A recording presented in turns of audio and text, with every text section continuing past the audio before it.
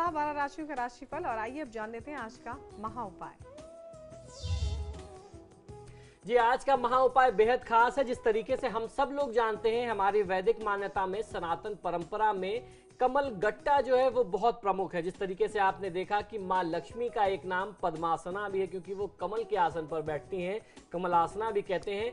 तो कमल गट्टा जो है ये उसके कमल के बीज हैं, जिसका प्रयोग माँ लक्ष्मी की कृपा प्राप्ति के लिए किया जाता है। और आज मैं आपको कमल गट्टे से माँ लक्ष्मी की कृपा और धन प्राप्ति के कुछ ऐसे अचूक उपाय बता रहा हूं, जिसको करके आपको बहुत अच्छा लाभ मिल सकता है। धन प्राप्ति के लिए किए जाने वाले तंत्र प्रयोगों में कई वस्तुओं का बहुत ज्यादा हमारे शास्त्रों में उपयोग किया जाता है। कमलगट्टा उनमें से एक बहुत खास प्रयोग बताया गया कमलगट्टे का, उसमें एक बहुत प्रमुख चीज है। कमलगट्टे को कमल के पौधे से निकलता है, ये काले रंग का एक बीज होता है। ये बाजार में बहुत आसानी से आमतौर पर मिल जाता है। मंत्र जाप अगर आप इसकी माला पर करते हैं तो आपको बहुत अच्छा लाभ मिलता है। खासतौर पे माँ लक्ष्मी के मंत्रों के जाप करने के लिए कमलगट्टे की माला का भी प्रयोग होता है, और इसके अलावा भी इसके कई सारे प्रयोग हैं। ये कमलासना माँ लक्ष्मी का बड़ा प्रिय पदार्थ है, इसी कारण लक्ष्मी साधना में इसका प्रयोग बहुत ज्यादा किया जाता है। इसके कुछ प्रयोग मैं आपको आज बता रहा हूं, जिनसे माता लक्ष्मी को प्रसन्न किया जा सकता है और उनकी कृपा आपको प्राप्त हो सकती है।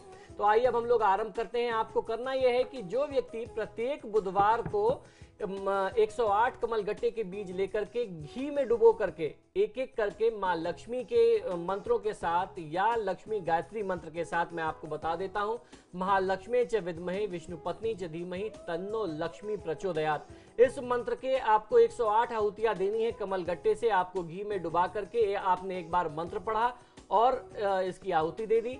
अगर यदि आप ऐसा करते हैं और नियमित 21 दिन तक करते हैं, शुक्रवार से आरंभ करके, तो आपके घर से दरिद्रता हमेशा के लिए चली जाती है। ये पहला प्रयोग था।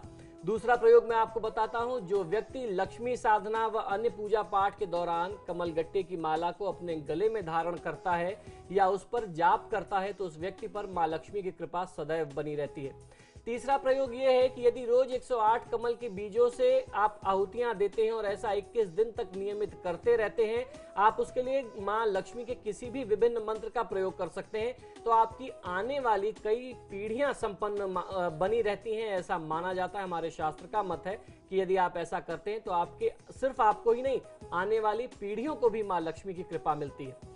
यदि दुकान में कमलगट्टे की माला बिछा करके उसके ऊपर मां भगवती लक्ष्मी के चित्र को स्थापित कर दिया जाए, तो व्यापार में जो कमी आती है वह कमी कभी आ नहीं सकती। वो जो भी आपके व्यापार में बाधा है वो दूर हो जाती है और आपका व्यापार जो है निरंतर उन्नति की ओर अग्रसर होता रहता है। पांचवा प्रयोग बहुत अच्छा प्रयोग है। कमलगट्टे की माला जो है मां भगवती लक्ष्मी के चित्र के ऊपर आपको अर्पित कर देना चाहिए, यानी उन्हें आपको पहना देना चाहिए। ये पहना करके आप किसी नदी या तालाब में विसर्जित कर दें, तो उसके घर में, जो भी व्यक्ति ये प्रयोग करता है, उसके घर में निरंतर माँ लक्ष्मी की कृपा बनी रहती है और माँ लक्ष्मी का आगमन होता रहता है। ये कुछ बहुत ही साधारण, बहुत ही सहज प्रयोग हैं, जिसको आप अपनी नियमित दिनचर्या में कर सकते हैं और इसका आप बहुत अच्छा लाभ ले सकते हैं।